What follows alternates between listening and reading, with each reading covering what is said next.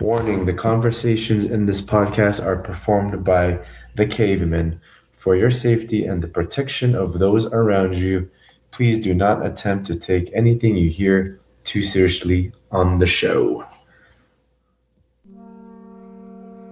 Let's go.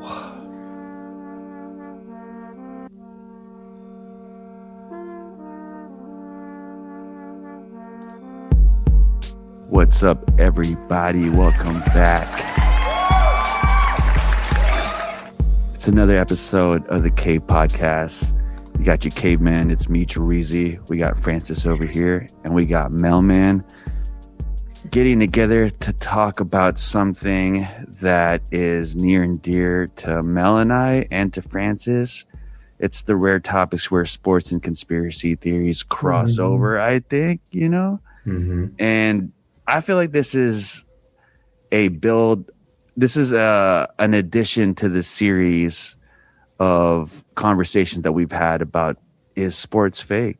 You know, we've had an episode where we talked about it with Kyle and the rest of the cavemen, and we talked about a bunch of sports conspiracy theories, but this one is specifically about the betting scandals that's been going on. Particularly the ones that are going on in the NBA and in the UFC. Francis follows NBA pretty closely. I myself follow MMA, and Mel follows combat sports.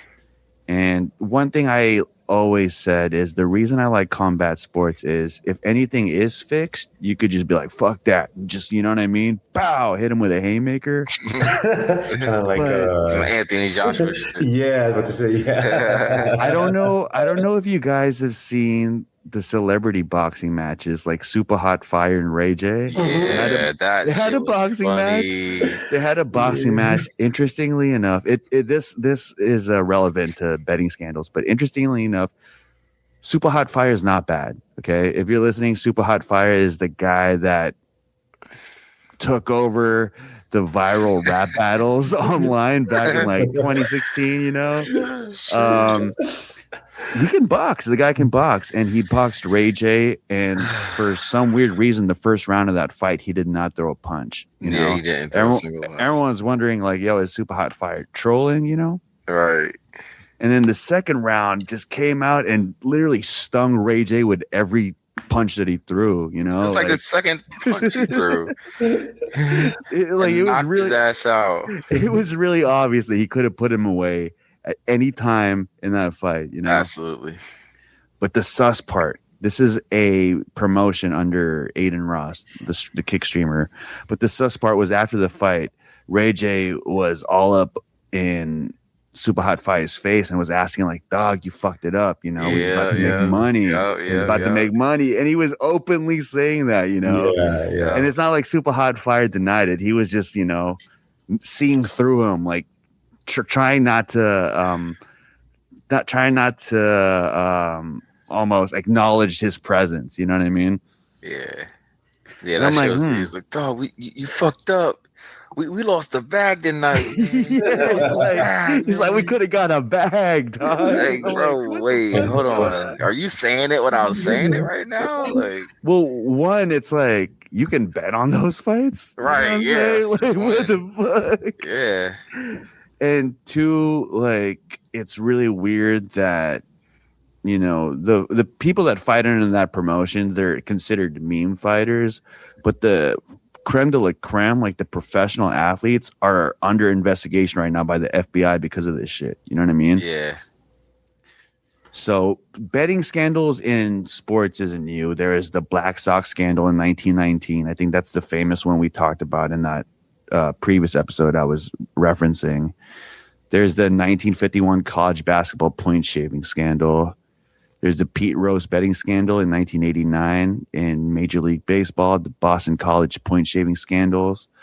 I mean, the Boston College point shaving scandal in 1978-79. I believe that's the one with the mob, right? Where they told the college players to not fucking win. Yeah, they featured that in the Goodfellas movie, actually, too. Like, they kind of did it off the cuff. Like, the basketball players are meeting with one of the mobsters, and fucking Robert De Niro walks in and then the basketball players walk out. So it's well documented that those guys were in on it. They were Italian, I think, too. So had cousins of cousins that were in the mob.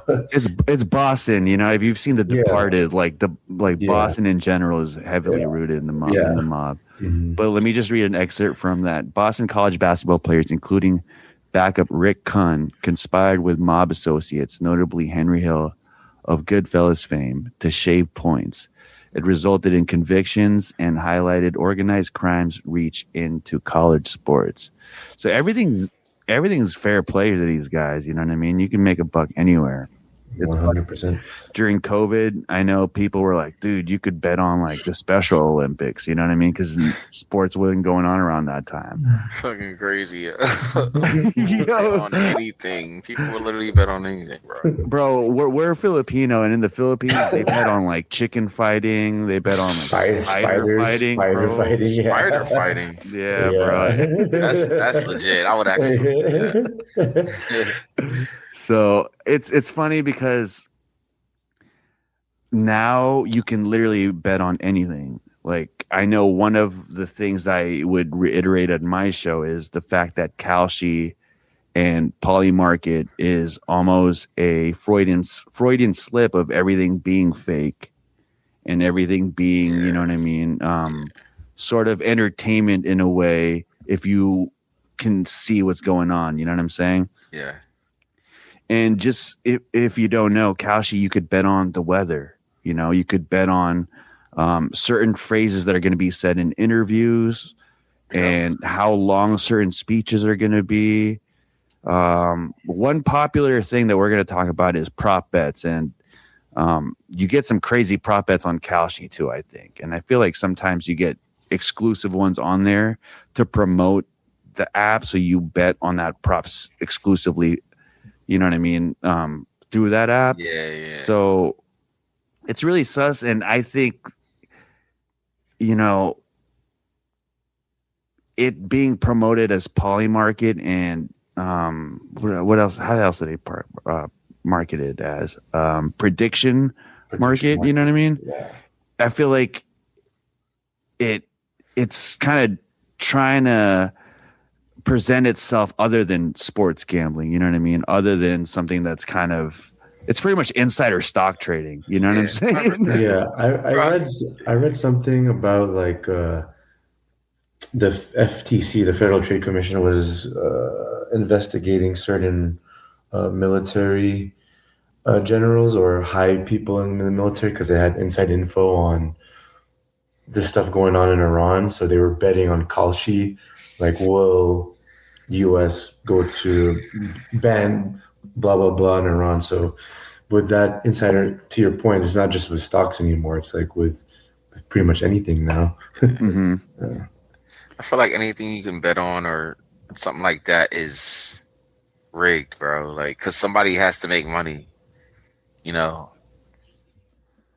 Everything's faking it. It really is, bro. Like, if you can bet on the weather.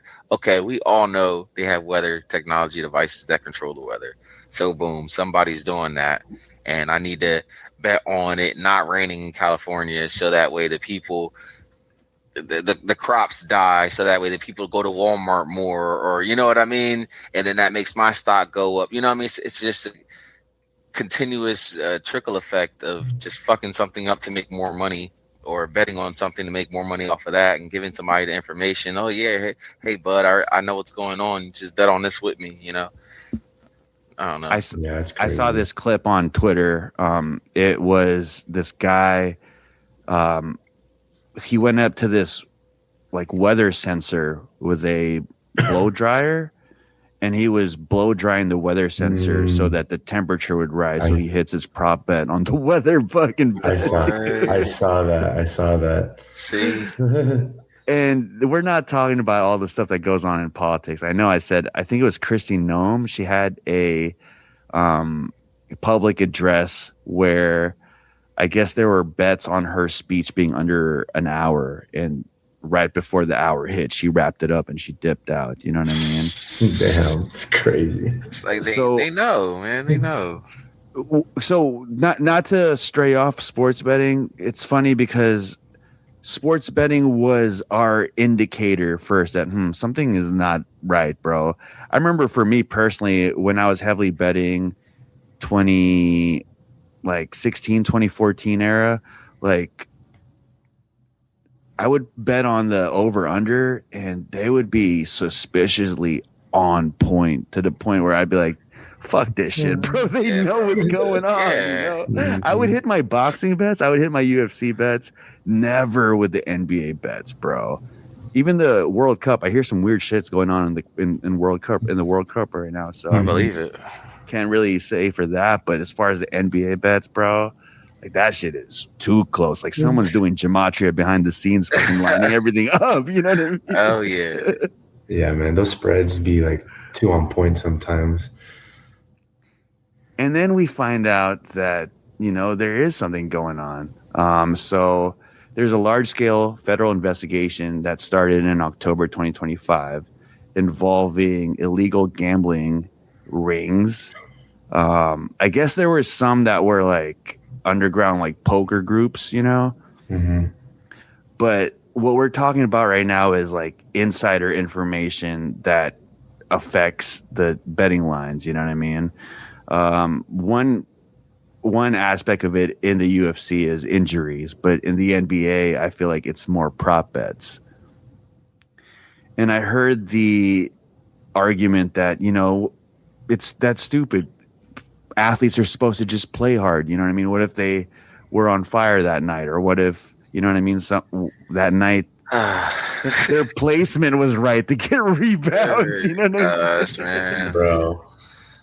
Dude, there's so many clips of you talked on Malik Beasley, but even before that, there's another NBA player, Terry Rozier, and there's this guy I follow on Instagram. I think it's called Awful Coaching, but he started pointing some of those plays out where Terry Rozier, who was like kind of a breakout player a few years ago on the Celtics, and all of a sudden he's like missing threes, like way off, like hitting the side of the backboard type shit, like throwing bad passes, like faking injuries. So it's just crazy to me that these guys think they can get away with it because you're gonna get caught up. They are getting away with it to some extent. They were to some extent.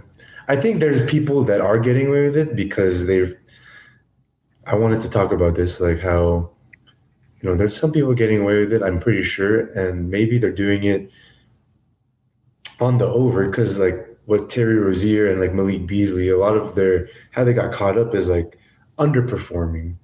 But what if what if these guys are just like some of these role players, their prop bet lines are so low, it's like, fuck, let me just try extra hard, get a few extra points, few extra boards, whatever it may be, and fucking make some money off of it, and maybe not bet hundreds of thousands of dollars on my shit. Maybe it's like a couple grand there, like tens of thousands, because that's what raises the red flags is like 500,000 on Malik Beasley, right? Rebounds, like like doing that. Come on, somebody knows something. Yeah, but if you watch that game, bro, like he literally won't try to get a rebound. Yeah, like, I'm talking like the ball misses and he's already in half court, like not trying to be anywhere near that ball. You know what I mean? Yeah.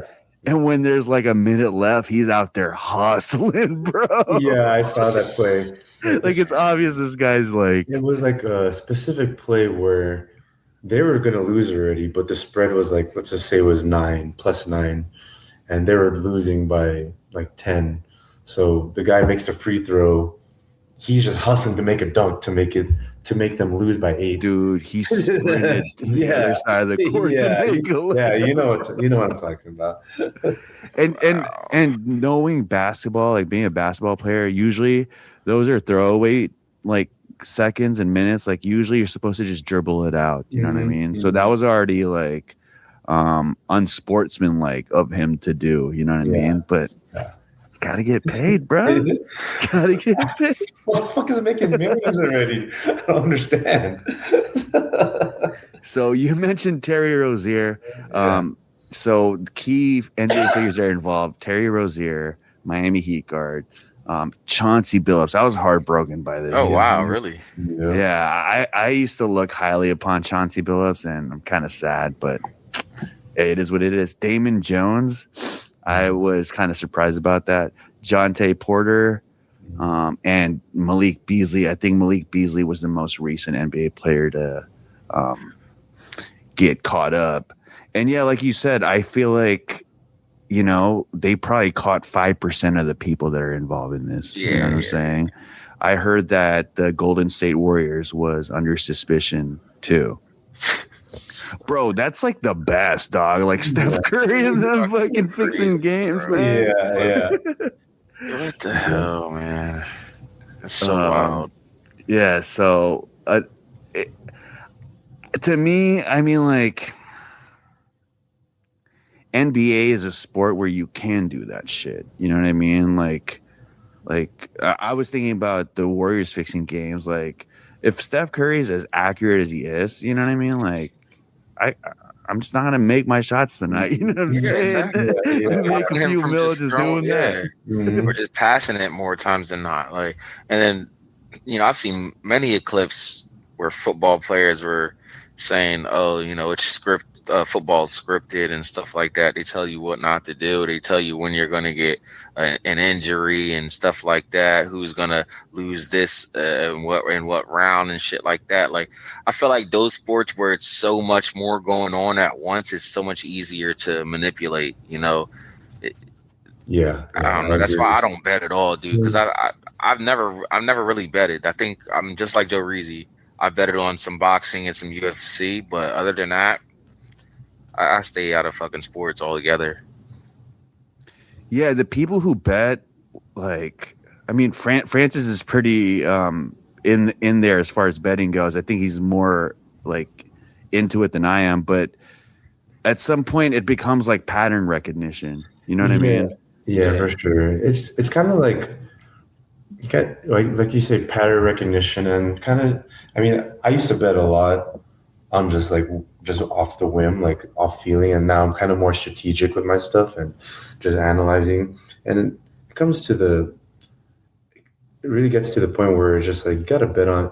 If you want to bet on sports, you got to bet on some games that no one's really watching. Not a lot of skin in the game. Yeah. So that's just like kind of my 2 cents. But I mean, but for sure, like, I mean, there's times where you can do so much research and you still lose, and I don't know. It just is what it is. It's just like a numbers game. You have to have you set your budget, and you kind of, you don't put all your eggs in one basket. You kind of just spread everything out, and at the end of the day, most days I'm still green. So That's it. Yeah.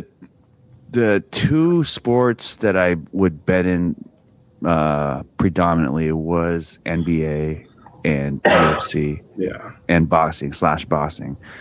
NBA, I feel like the best time to bet on the NBA, to me personally, was the first game of the season, because that first Laker game and that whoever they were going to play was going to be really fucking competitive. And usually they want to beat the Lakers. So if I feel like the away team is, the underdogs, I would bet on the underdogs. And the first few games of the playoffs, I feel like they don't really know what the matchups are like, and the odds really get locked in after the first two games. You know what I mean? Yeah, 100%. No, I agree. I kind of stayed away from NBA, but to your point, yeah, usually beginning of the season and playoffs is the best time to play bet if you want to bet on NBA, just because there's so many games going on at once, and just not a whole much of money on one single game versus like the NBA finals, where it's just like a lot of attention. So yeah. And like I said, the prop bets I think were the most fun, because you bet on who's going to score the first basket, and like usually it's like 30-1 odds or 15-1 odds, depending on who you pick. You know what I mean? So you can make your money real quick in the first second or the first 10 seconds rather than waiting all 4 quarters. Mm-hmm. But with UFC and boxing, I feel like the mobsters and the people who are controlling these betting lines don't really know the fighters yet. So, the odds might go for the Mexican guy just because he's fucking Mexican, but they don't know like Conor McGregor's a killer. You know what I mean? Yeah. And so that's where I was capitalizing. So I feel like, dude, like at the time, like before Canelo was considered elite, like you guys should have seen some of the betting lines for Canelo. Like they didn't really put respect on his name post, the loss to Floyd Mayweather. And so I was making money off of Canelo after Mayweather beat him up. But I feel like now it's different. You know what I mean? I mean, obviously the UFC is involved in this FBI investigation for the betting scandals, but I feel like now that MMA has gone sort of mainstream, you know what I mean? Like the insiders are in cahoots now with the line makers in order to make these lines. So only the people in the know can really make money now. You know what I'm saying? Yeah. I see that trend, bro. Like I think Floyd Mayweather was the flagship for that. He is that name. Like this is how I see it in my conspiracy mind. I see it at one point in time. They came up to Floyd Mayweather, said, "Hey, you can be the face of boxing," because there was no real face of boxing at that time. He's like, "Hell yeah, I want to do that." Okay, we're gonna change your name to Money Mayweather. Boom. Change his name to Money Mayweather. Goes the whole rebranding of the Illuminati, how they do everything and stuff. Now, since he's the face of boxing, no one can come near his record. If you start noticing, like the fighters that get up into the 40s, the 45s, they start having a lot of problems. Like outside of the boxing, I'm specifically talking about boxing, obviously. Outside of the ring, they get like certain fights that they can and can't take, and they start to retire. Like for some reason, like once they get up to that Floyd Mayweather, they can't get there. What's his name? Crawford.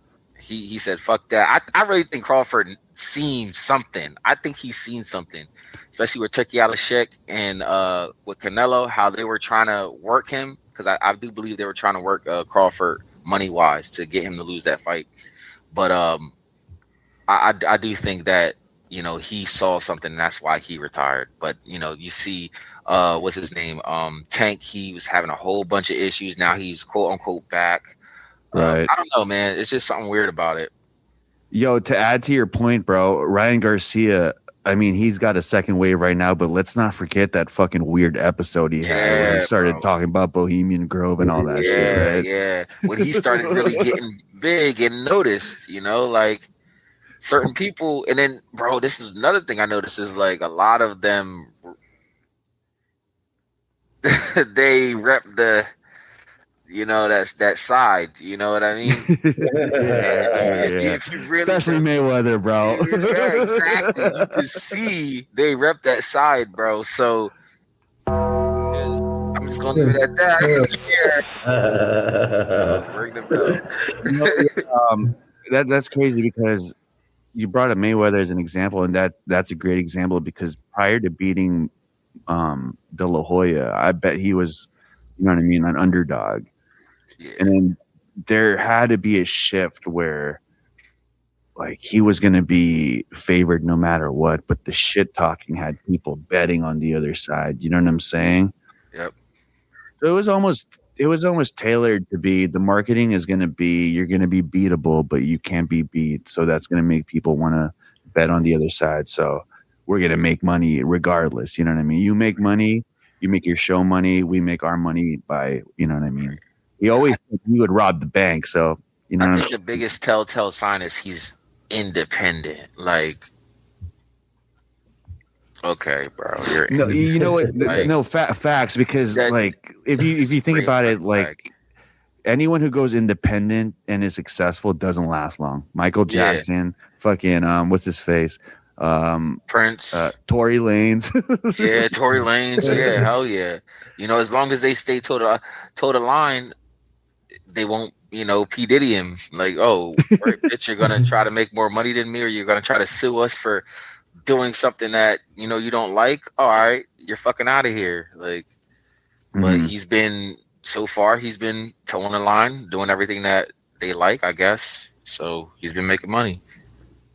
So before I unpack the UFC stuff, let me just give some background on what these NBA figures were doing.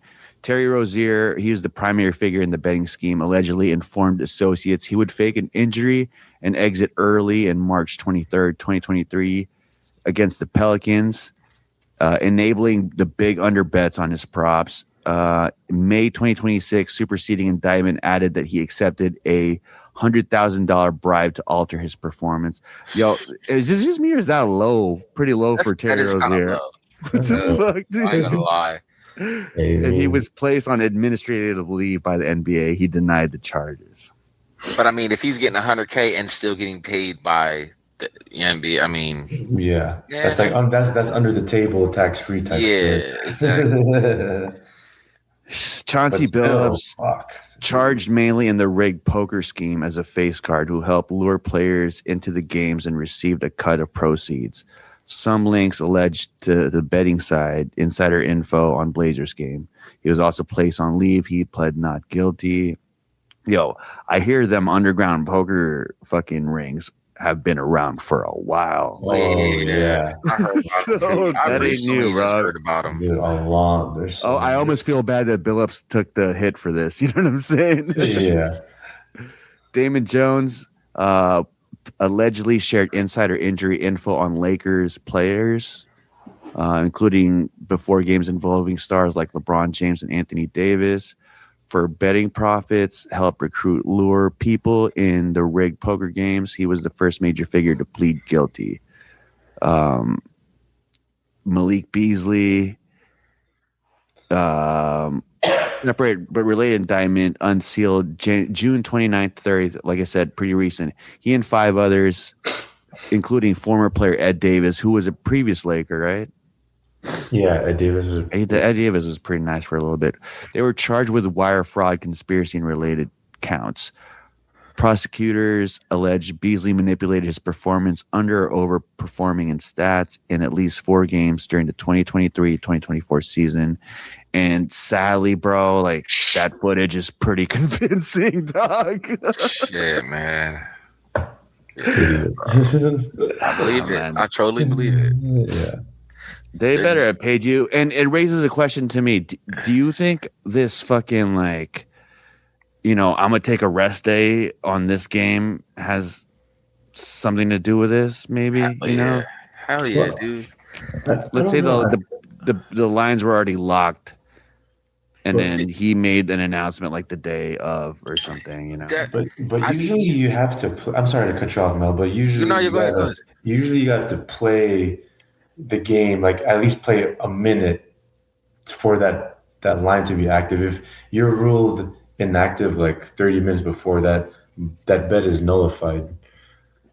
I've seen that a lot though, like in sports betting where the guy just won't show up, or the fight gets, or even in UFC, like the fight gets scratched as the card coming out the night of, you know what I mean? It's like a lot of sketchy shit like that, and it's like you mentioned before, could be the New York mob, the LA mob, the Texas mob. They don't want their guy to lose, so hey, let me pay you this amount so that way we can get the publicity and we'll get the money off of my guy as well. You know what I mean? And you take this. I mean, the fact that in sports betting, you get a purse for losing shows. You know what I mean? It's like, yeah. All right, I'm still going to get 50 grand if I lose, and the winner's going to get 80. Fuck yeah. Yeah. Like, come on. Yeah, those purse splits are pretty interesting, especially in boxing. Hell. Especially in boxing. Oh my God, they're sus, bro. So the thing about boxing, I feel like that was the first sport that was considered kind of sus. You know what I mean? Like everybody knew boxing was ran by mobsters, and the fucking over of the manager and the athlete has been well documented. I feel like, you know what I mean? So there's a lot of snakes in boxing, I think, and people already know that. But I feel like the fact that now Dana White and Turkey, like you said, that guy who is it Turkish, all whatever, Turkey Alashek, yeah, Turkey Alashek is involved. I know De La Hoya and Dana White don't get along. So if two people that don't get along are willing to get together and do business, they're gonna make hella money. You know what I'm saying? Yeah. There's some pretty fucked up common interests if they don't get along and still want to work together. Yeah, so money talks. I feel like ever since Turkey Alashek really took control of the boxing, it showed the mobness showed definitely. The people that he's in control of, he's just making them fight everybody now, right? And they're winning. So it's like, all right, bro. Which was the number one complaint in boxing, was the fact that, you know what I mean, you tease the super fight all the way until it's probably already expired. You know what I mean? Yeah. But shifting over to the UFC, I think it started with this Tae-Hyun Bong match fixing attempt in 2015. One of the earliest high-profile cases involved South Korean lightweight Tae-Hyun Bong versus Leo Kantz at UFC Fight Night 79 in Seoul. Suspicious betting line movements prompted UFC officials to warn both fighters about potential fixing. Bang had allegedly accepted around 92,000 from gambling brokers tied to a criminal organization to throw the fight. He lost to lose by decision or early. He reportedly bet some of the money on his opponent, but ultimately changed his mind. What the fought fuck? Competitively and then won by split decision. Yo, the samurai couldn't let the samurai inside of him couldn't take it. Yeah, he's like, fuck that, I can't do this. In 2017, Bang was convicted in South Korea and sentenced 10 months in prison for his role in the scheme. See, the thing that's different about the UFC is they don't get paid much, yo. So they literally got to do this shit. They would take $100,000 when they don't really make it. They don't make a lot. That's true. Yeah, and then this one was, I think, the thing that put it on the map. So James Cross was a former MMA fighter that turned coach. He turned into a coach. One of the biggest and most discussed UFC betting controversy. Former UFC fighter and coach James Cross openly discussed betting on MMA fights and ran a paid subscription on Discord called the 1% Club for betting tips, which had thousands of subscribers. So crazy. The thing about the UFC and MMA is it's a fairly new sport. You know what I mean? So, eggs are gonna have to break in order to find out how to make the perfect omelet. If you catch what I'm saying. To me, and this, Mel, let's say you open up a gym and you have a fighter in the UFC, like my membership prices aren't going up if I have a champion. You know what I'm saying? Like, if I could tell you so and so is injured, or the game plan and some shit, like, is that? I guess I'm answering my question. It's kind of sleazy. You know what I mean? It's not really honorable, but it is a hustle, I guess. If the market really isn't paying you that well. Yeah, I like you said, I see it more definitely. In the more recent years, you can definitely see it. I think Conor McGregor, to me, was the one that actually made it obvious. And then now you got all the Russians, the Russian mobs, the Ukrainian mobs are in that bitch now, dude. Like, it's obvious. It's so obvious. Yeah. So this was the interesting one. So the Michael Johnson versus Alexander Hernandez fight. So lightweight bout between Michael Johnson and Alexander Hernandez was scheduled, right? But was abruptly canceled hours before the event. The reason was irregular betting activity flagged by the UFC's Gaming Integrity Service. There was a notable line movement in the lead up. Hernandez opened up as a favorite around 2-1, but odds shifted closer to even, with significant wagers reportedly coming in on certain outcomes or the underdog side, depending on reports. So that fight got canceled, but another fight got rescheduled. It was Michael Johnson and what's this guy's name? I gotta look this one up because this one is interesting.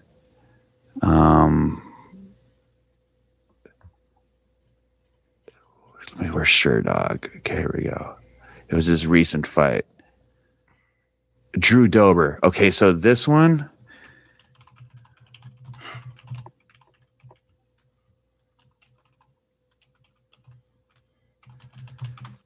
So apparently there was a threat on Michael Johnson's cousin or nephew saying that if he won this fight, then his nephew was going to get killed. Yo, see? God damn. Like, it got that deep, bro. And these people... And guess what? He got knocked the fuck out. So, you know what I mean? Like I'm talking about violently knocked out. You know what I mean?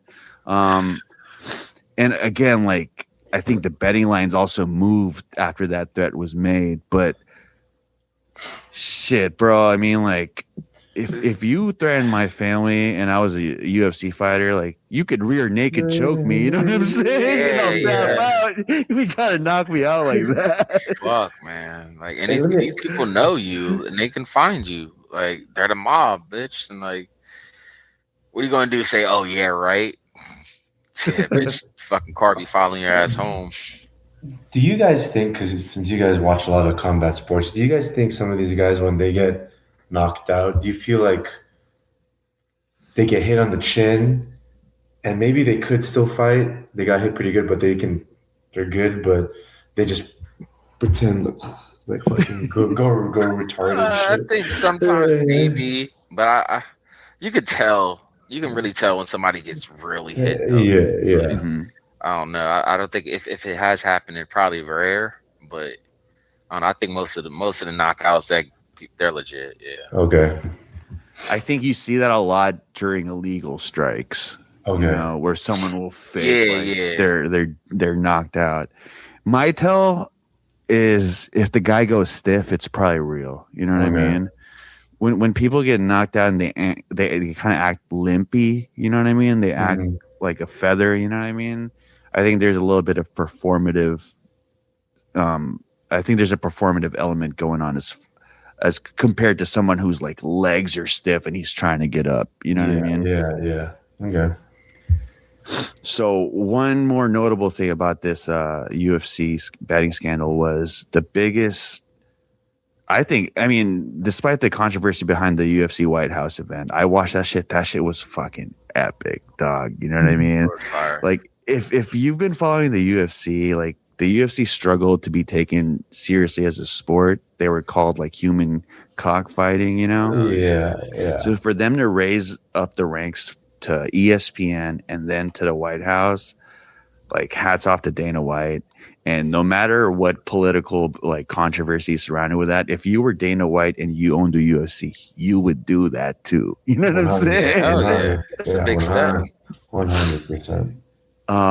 But sadly, before the UFC White House fight card, Daniel Cormier tweeted that, you know, he loves the sport so much and he wants to protect the integrity and that he can't believe what he was asked to do. And he posted up screenshots of him and Eric Trump talking about, hey, are you betting on any of the fights? Do you know if any fighters are injured? And Daniel Cormier was responding saying, why are you asking me this? You know, like I hold MMA to a high regard and I would never disrespect the sport by, you know what I mean? Fucking with the integrity of the outcome. And then they started going back and forth. And obviously a lot of the people who are paying attention to this retweeted it and it was like, no way. You know what I mean? Like, this is going on. And then Daniel Cormier deletes the tweet. And then he tweets, you guys are gullible. You guys really believe in anything, you know? Yeah, right. But there's this MMA content creator on Twitter that commented on that tweet. And so how Twitter works is if you delete that tweet, the tweet's deleted. But if someone commented on that deleted tweet, that comment is still on there. And that comment is attached to whoever made that original tweet. But if you click that original tweet, it's deleted. It's not going to be there. So that comment that guy made on Daniel Cormier's deleted tweet is still there, which is objective proof that tweet was real. You know what I mean? I mean, him saying you guys are gullible, that's the truth. Bro, you know what I'm saying? Yeah. Somebody called you and said, delete that or I'm going to come to your house. And then you had to renege on your tweet. Like, I mean, let's just recap the UFC White House card and see if any of those fights are rigged. I don't think so. Alex Pereira got fucked up. Ilya Topuria got fucked up. I think every fight on that card was a knockout, yo. Yeah. So going back to what Francis said, can you fake a knockout? I don't fucking think so. You know what I mean? But could you have intel that, yo, I think, you know, something's not right with Ilya. You know what I mean? Bet Gaethje, I don't know. You know what I mean? I mean, Daniel Cormier not only was one of the best and is highly acclaimed, but he's also high up there in the hierarchy of UFC being a commentator / Olympian / champion. You know what I mean? I say that because, you know, if I'm a coach trying to be cool with the staff, you know what I mean, and the La Familia, I'll be cool and I'll chop it up with Daniel Cormier and be like, hey man, you know, take my number down, we should talk, and start to try to develop this relationship with him. And you know what I mean? If he texts me like, hey, do you know anything? I might hit him up, you know what I mean? Favor for favor. So I don't know what's going on. I think that's really sketchy how the whole Twitter stuff went down. And I feel like, again, it's a Freudian slip of everything being fake. But one thing I wanted to ask you guys is, being fans of the sport still, knowing about, you know, I feel like us all three over here, we kind of knew that sports wasn't all the way genuine. You know what I mean? But to fix the sport, do you think that you guys have to get rid of sports betting completely to maintain the integrity of the sport, like to a absolute level? Yeah, 100%. But then it takes away why people might want to watch too, because I think what sports betting brings is, you know, without it, you don't have any skin in the game. But now you have your own money in the game. So I don't know. But yeah, to your point, I think in order to bring the true genuineness and integrity, you have to take out sports betting 100%. Yeah, I definitely agree. I think it definitely mucks up how the results are going to be when you got insider trading going on, insider bets and stuff like that. And then, you know, so many people, you know, I know some people have struggled with sports betting because, you know, they put a lot of stuff on the line. They put houses on the line and stuff like that, watching these sports. And it could just bring the love of the sport back if you don't have to bet on it. You know what I mean? Just love boxing. Sure.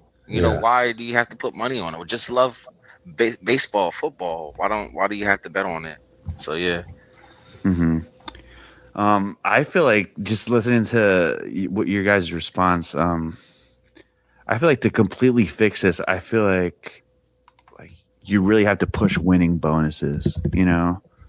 Like the fact that everyone gets paid the same, I feel like leaves room for an outsider to be like, hey, you know what I mean? If you do this, I'll give you X amount. And it'll already fuck up the integrity of the competition, you know what I mean? Opposed to like, dude, I get X amount if I win. Like, I already know what I'm going to do. You know what I'm saying? Yeah, exactly. Like kind of like we were talking about the purses in boxing and UFC. Like, why do they have to be so close sometimes? You know, making an obvious gaps. It's like, if this motherfucker loses, he's gonna feel that shit. Like $100 grand versus 20 grand. That's a lot. Not 20 grand versus 50. Like, okay, yeah, it's a lot, but still, it's not a great gap. You're not like, oh, I'm losing everything if I lose this fight. Hmm. Yeah, I don't know. Yeah, even with like NBA too, because I know you get bonuses like playoff bonuses. If you make the finals, you get a bonus. If you win the finals, you get a bonus. So trying to, if you can restructure that a little bit, I don't know. That one's tougher though with NBA. Mm-hmm. I can see how that might work with like with fighting, because it's just 1v1, like winner take all. It's like you against one other man, but on a team Yeah. level, you have to pay all these guys, and obviously some guys get paid different levels depending on what they contribute to the team. So Yeah. that one's kind of tough. To your point, I feel like it's hard to play team ball in the NBA when you take into consideration certain contracts Oh yeah, and like free agency and like I feel like teams don't really play together in the NBA until it's like their first or second go at a playoff. You know what I mean? yeah, Pursuit. yeah. At the end of the day, people are trying to get their personal brand up, to get their stats up, to get a better contract, go on a better team, Yeah. go to a better market. Um, so yeah, that is tough. I mean, they even talk about it in like the NBA G League, where to your point, there's not really a team aspect because everyone's kind of like fighting for their position. And if you're a bench player on the G League, like you're gonna be pissed off. Like, kind of hope that someone gets injured. Like, even though that sounds evil, you kind of want like that devil on your shoulders. Like, oh man, I hope so and so misses a couple games so I can show what I can do. So that Mhm. takes away from that brotherhood type shit. Yeah. Facts. Yeah, because a guy like that is more willing to tell on his, oh yeah, he has a Yeah. rib injury. You know what I mean? Punch him in the ribs. You know what I Yeah, mean? yeah, Like, fuck that yeah, guy. yeah, exactly. Shit. Dog eat dog world, man. Yeah. All right. Last question before we wrap this up. What do you guys think is the hardest sport to fix? Damn, golf. Yeah. Actually, I think golf would be hard. That's Yeah. Because, yeah, I mean, the only thing you could do is underperform. yes, You but then can't like, overperform in yeah, golf. uh, You can I overperform in other sports, but golf, you kind of just miss it. yeah, it's kind of hard because like I think what the reason I say that is because a lot of the times you have to pay to get in these big tournaments. Like personally, whether you're sponsored or not, I mean, it's someone has to pay for you to be in that tournament, whether it's out of your own pocket or a sponsor's pocket. But if your sponsor is paying for you to be in that tournament and you underperform, then that takes away from your personal Yes, goals. right. And your money. Yeah, Yeah. in your money, yeah. So, and if you're paying out of your own pocket, then for sure you can't fix the game because like you want to overperform. So I Yeah. think that sport comes to mind, at I, least to me, I would have to agree. I don't see any other sport would be hard to rig. I mean, like, because everything else you can just like kind of fake an injury yeah. path. Even in volleyball, I don't even know who fucking bets on the volleyball, but you can hit it out of bounds on purpose like all Yeah, the time. for real. Yeah. Oh, you know what?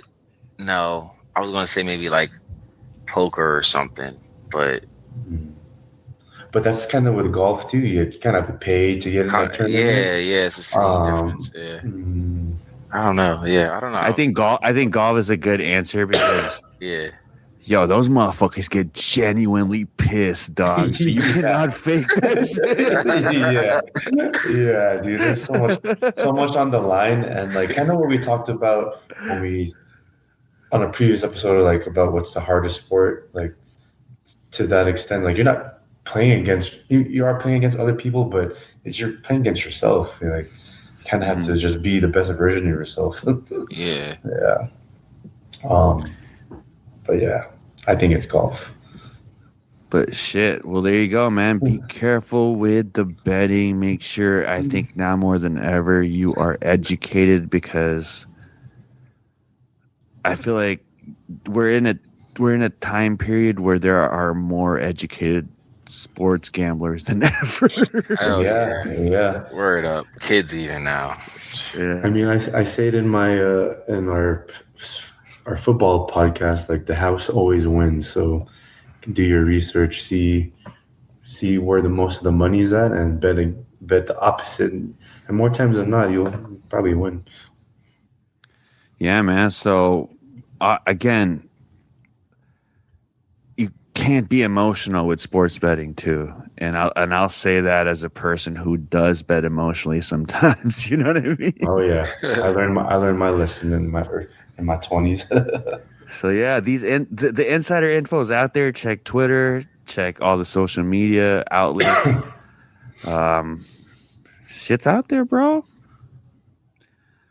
But yeah, let's wrap it up. That's all for us at The Cave. Make sure you guys follow us at cave.com, k4b3.com, at The Cave on all social media platforms. You guys have any plugs before we head out? I'm good. You already know. Only one mailman on everything. All right. Peace out, guys. Later. Peace.